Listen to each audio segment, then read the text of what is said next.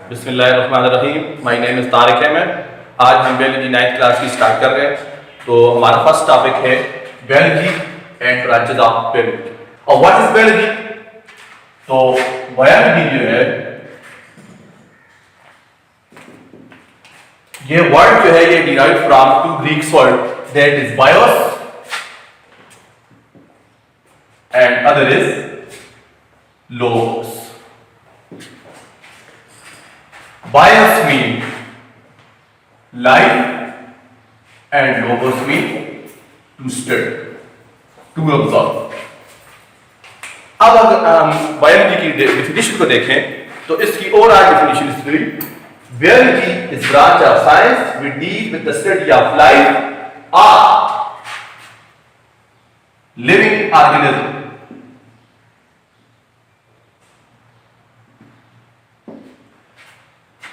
Biology की तारीफ यह है, branch of science we deal with the study of life और living organism. There are three major branches of biology. Number 1 is zoology, second botany, and the third one is microbiology.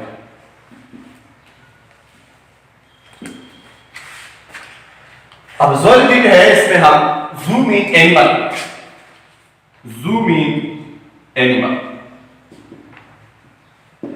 Zoology biology की वो branch है जिसमें हम animal की study करते हैं। Animal से रिलेटेड जितनी स्टडी भी हम करते हैं, एनिमल्स की क्लासिफिकेशन के बारे में पढ़ते हैं, उनकी रिप्रोडक्शन के बारे में पढ़ते हैं, उनकी न्यूट्रिशन के बारे में पढ़ते हैं, जितने भी प्रोसेस एनिमल के बारे में, उनके एनवायरनमेंट के साथ तल्लुक है, तो ये सब कुछ जो आप स्टडी करते हैं ये पढ़ते हैं ज़ूलॉजी। दूसरी जो है बॉटनी। बॉटनी जो है ये इसका जो है तल्लुक जो है ये प्लांट्स है, यानी स्टडी ऑफ प्लांट्स। तो बॉटनी की तारीफ ये हुई, branch of biology we deal with the study of plants, यानी बायोलॉजी की वो शाख जिसमें हम सिर्फ पौधों के बारे में पढ़ते हैं। और इसके बाद तीसरी जो बड़ी शाख है बायोलॉजी की, दैट इज माइक्रोबायोलॉजी। माइक्रोबायोलॉजी, इसमें हम branch of biology we deal with the study of micro organism, यानी ऐसे जानदार जो हमें खुली आंख से नजर नहीं आते, नेट आई से हम उनको नहीं देख सकते, तो वो जो है उनको हम इस देखने के लिए माइक्रोस्कोप इस्तेमाल करते हैं। तो that is microbiology, study of small animal, small organism. Virus, bacteria जो हम नेट आई से नहीं देख सकते, तो उनको हम देखने के लिए माइक्रोस्कोप इस्तेमाल करते हैं। तो दैट इज माइक्रोबायोलॉजी, यानी branch of biology we deal with the study of small organism means micro organism.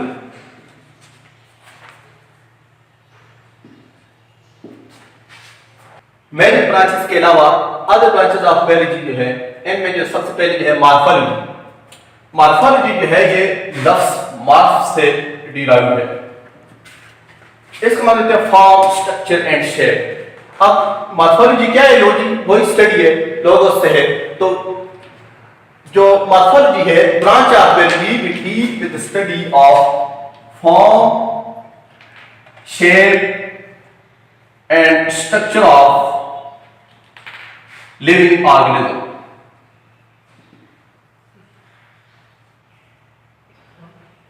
यानी हम मॉर्फोलॉजी में ये स्टडी करते हैं कि कोई ऑर्गेनिज्म जो है ये ज़ाहिरी तौर पर कैसे है, किस चीज से बना हुआ है, इसकी साख कैसी है, ये सारी चीजें हम मॉर्फोलॉजी में स्टडी करते हैं।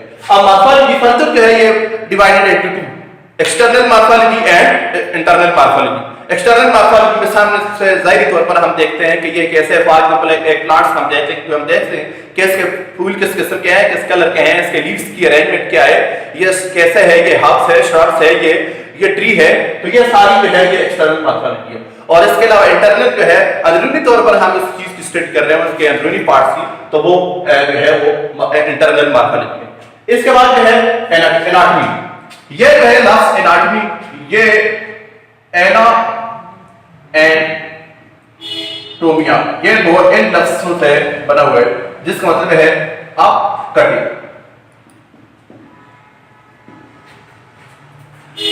तो एनाटॉमी जो है ये branch of biology we deal with the study of internal structure of living organism.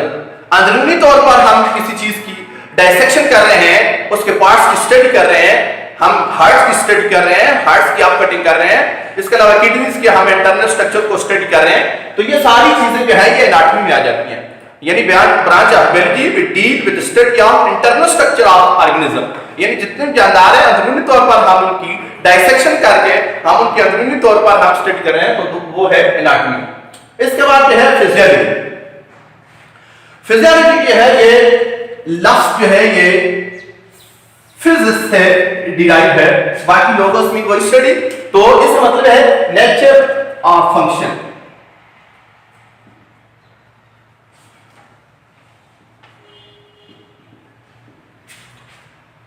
अब फिजियोलॉजी की वो ब्रांच है जिसमें हम जानदारों के जो है वो मुख्तलिफ जो है उनके फंक्शन, उनके अज़ा के मुख्तलिफ पार्ट्स के जो फंक्शन है उनकी स्टडी कर रहे हैं। फॉर एग्जांपल हमारे हार्ट का क्या फंक्शन है, वो पंपिंग कर रहा है, किडनीज का क्या फंक्शन है, फिल्ट्रेशन का फंक्शन है, ये जितने भी हमारे जिस्म के अंदर और इस तरह जितने भी जानदार हैं उनके अंदर मुख्तलिफ जो पार्ट्स हैं ऑर्गेनिज्म के अंदर मुख्तलिफ ऑर्गन के हैं, उनके फंक्शन के बारे में जब हम स्टडी करते हैं तो that's branch is called physiology.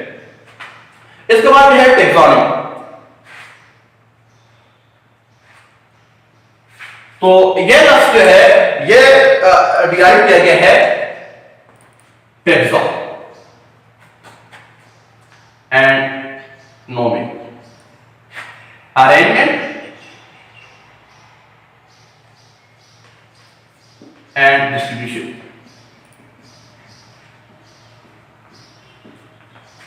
यानी टैक्सोनॉमी जो है ये बायोलॉजी की वो ब्रांच है जिसमें हम जानदारों को मुख्तलिफ ग्रुपों में, सब ग्रुपों में अरेंज करते हैं और उनकी जो है क्लासिफिकेशन करते हैं, उनको नाम देते हैं और उनको उनकी मुख्तलिफ जो है वो जो मिलते जुलते कैरेक्टर हैं उनकी बुनियाद पर किसी को एक ग्रुप में रखते हैं, किसी को दूसरे ग्रुप में रखते हैं। यानी नेमिंग एंड क्लासिफिकेशन जो है ये टैक्सोनॉमी में आ जाती है। Branch of biology we deal with the study of nature, we deal with the study of naming and classification of living organisms. इसके बाद जो है सेल बियोलॉजी। अब सेल बियोलॉजी जो है branch of biology we deal with the study of cell and the organelle in the cell and function of different cell। यानी हम cell के बारे में पढ़ते हैं, उसके अंदर मुख्तलिफ किस्म की ऑर्गेनेली है उनके बारे में पढ़ते हैं, मुख्तलिफ सेल जो है उनके फंक्शन के बारे में पढ़ते हैं, तो that branch of biology is called cell biology. Study of cell and organelle and their function.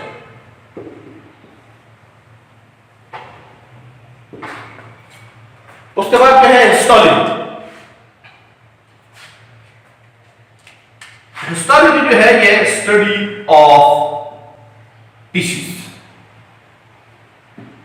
Study of tissues. यानी आप बताते हैं मुख्तलिफ किस्म के सेल जो है वो अरेंज होते हैं और उनसे बनते हैं टिश्यूज, और टिश्यूज जो है उनसे मिलकर बनते हैं ऑर्गन। तो इसी तरह जब हम जानदारों के डायसेक्शन करते हैं, मुख्तलिफ किस्म के उनके टिश्यूज के बारे में स्टडी करते हैं, तो that branch of biology is called histology. यानी बायोलॉजी की वो ब्रांच जिसमें हम मुख्तलिफ टिश्यूज के बारे में, उनके फंक्शन के बारे में, उनके स्ट्रक्चर के बारे में स्टडी करते हैं, तो दैट इज कॉल्ड हिस्टोलॉजी।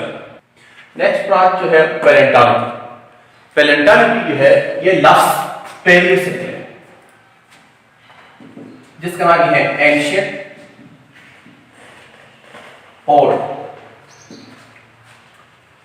यानी बायोलॉजी की वो branch we deal with the study of fossils, यानी ऐसे ऑर्गेनिज्म जो पास्ट में थे लेकिन अब एक्सटेंट हो चुके हैं, यानी अब वो बाकी नहीं है, तो study of fossils is called palaeontology. चाहे वो हम ऐसा प्लांट स्टडी कर रहे हैं जो माजी में था लेकिन अब नहीं है, अब उसके बाकियात हैं, तो वो जो है वो पैलेंटोलॉजी में आ रहे हैं। इसी तरह फॉर एग्जांपल हम डायनासोर के बारे में पढ़ रहे हैं, डायनासोर तो अब इस दुनिया में नहीं है, तो वो स्टडी ऑफ फॉसिल्स एनिमल है। तो अब इसी बुनियाद पर ये पैलेंटोलॉजी जो है, ये पैलेंटोलॉजी को फर्दर तो सब ब्रांचेस में तकसीम किए गए, पैलियोबॉटनी,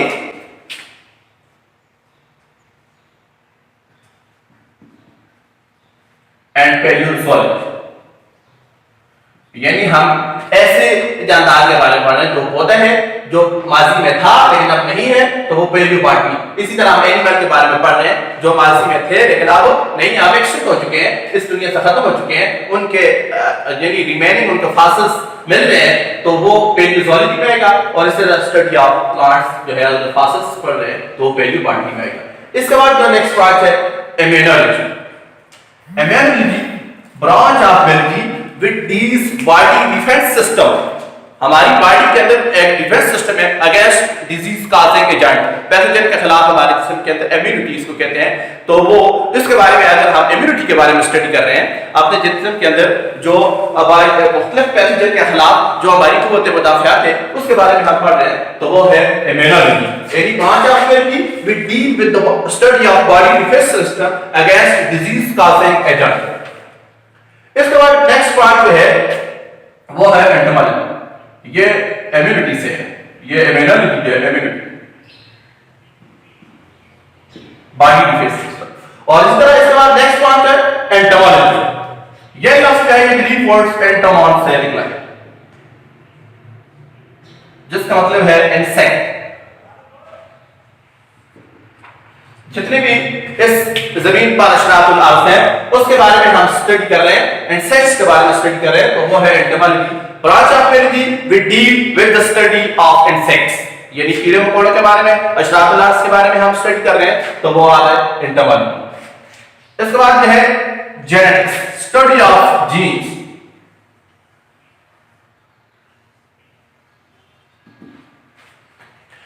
वालिदैन से जो कैरेक्टर बच्चों में मुंतकिल होते हैं, हेरिडिटी जो कैरेक्टर्स होते हैं, transmission of heredity character will transfer from parents to offspring, यानी वालिदैन से बच्चों में जो वरासी मौरूसी खुसूसियात मुंतकिल होती हैं उनके बारे में और जीन्स के बारे में जो हम स्टडी कर रहे हैं वो जेनेटिक्स में आते हैं। ये बायोलॉजी की branch of biology will deal with the study of transmission of heredity character from parents to offspring. इसके बाद biotechnology. Biotechnology branch of biology will deal with the study of bioscience for the welfare of human being, यानी इंसानों की फलाह बहबूद के लिए मुख्तलिफ जानदारों का इस्तेमाल, मुख्तलिफ एंटीबायोटिक्स का बनना, मुख्तलिफ वैक्सीन का बनना, उनको कहाँ से अखज़ करना, ये सारी चीजें जो है हम बायोटेक्नोलॉजी में पढ़ रहे हैं। मुख्तलिफ जानवरों को जो है वो इंसानों के यानी उनसे इंसान ज़्यादा से ज़्यादा फायदा ले सके, मुख्तलिफ नई नई क्राफ्ट्स बनाना, ये सारी जो है यानी टेक्नोलॉजी का इंसानों की फलाह बहबूद के लिए इस्तेमाल करना, ये आ जाता है बायोटेक्नोलॉजी में। Branch of biology will deal with the study of bioscience for the welfare of human being.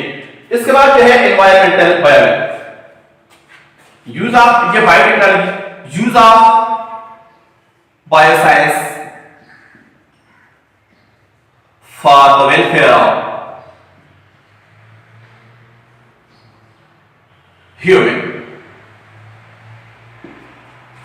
इसके बाद एनवायरमेंटल बायोलॉजी, इंसान जो है अगर इंसान को देखा जाए तो इंसान अपने माहौल पर हर चीज के लिए दारोमदार होता है। इसी तरह जितनी भी चीजें हैं लिविंग ऑर्गेनिज्म है वो अपने माहौल पर इंसार करती हैं और ये आपस में एक दूसरे के साथ मिले हुए हैं, इनका इंटर रिलेशनशिप है एक दूसरे के साथ।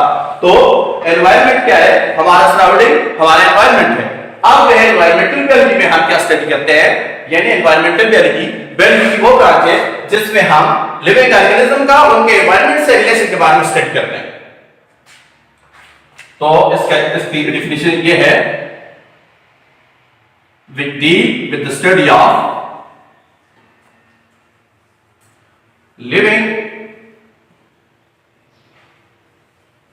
organism and their environment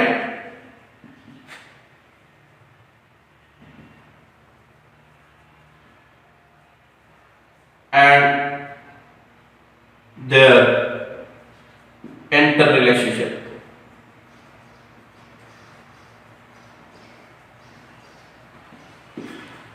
next बात हमारी आ जाती है पैरासाइटोलॉजी। पैरासाइटोलॉजी जो है इसमें हम पैरासाइट्स के बारे में पढ़ते हैं, यानी पैरासाइट जो है ये लिविंग ऑर्गेनिज्म के अंदर डिजीज काज करता है, यानी ये अपने होस्ट को नुकसान भी देते हैं तो इसमें हम जो पैरासाइट है और होस्ट है उनके दरमियान जो एक रिलेशनशिप है उसके बारे में पढ़ते हैं, उनका मोड ऑफ न्यूट्रिशन कैसे होते हैं, वो एक दूसरे के साथ क्या उनका ताल्लुक होता है, ये सारा हम पढ़ते हैं पैरासाइटोलॉजी में। पैरासाइट्स की स्टडी करते हैं उसमें। इसके बाद social biology. Social biology branch of biology we deal with the study of social animal, उनके सोशल बिहेवियर के बारे में पढ़ते हैं। और वो कौन से हैं? For example ants, bees, birds, human, etc. यानी branch of biology we deal with the study of social animal, उनके सोशल बिहेवियर के बारे में पढ़ते हैं, तो वो है सोशल बायोलॉजी। इसके बाद जो नेक्स्ट ब्रांच है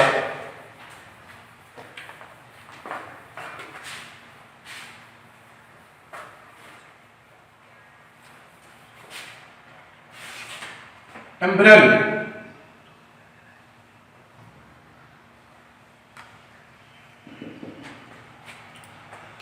एम्ब्रियोलॉजी क्या है?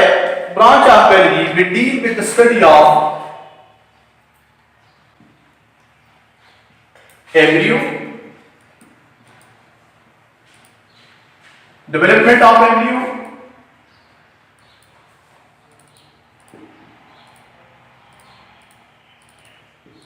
changes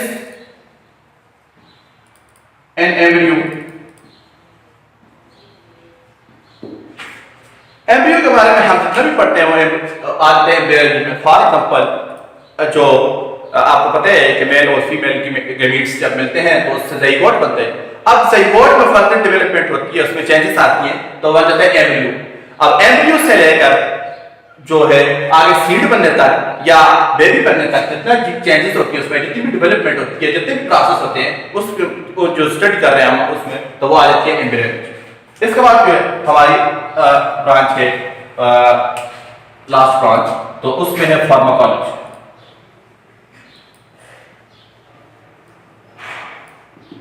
लफ्ज फार्माकोलॉजी के है ये ग्रीक वर्ड फार्माकॉन से डिराइव किया,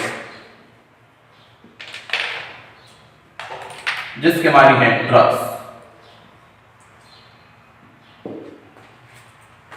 branch of biology we deal with the study of drugs, their effects, their action. जितना भी हम ड्रग्स के बारे में पढ़ते हैं उनका इफेक्ट्स क्या है, वो कैसे अमल करती हैं, वो कैसे बनती हैं, तो सब कुछ आ जाता है फार्माकोलॉजी में। यानी branch of biology we deal with the study of drugs, their effects, their action, तो उसको कहते हैं फार्माकोलॉजी।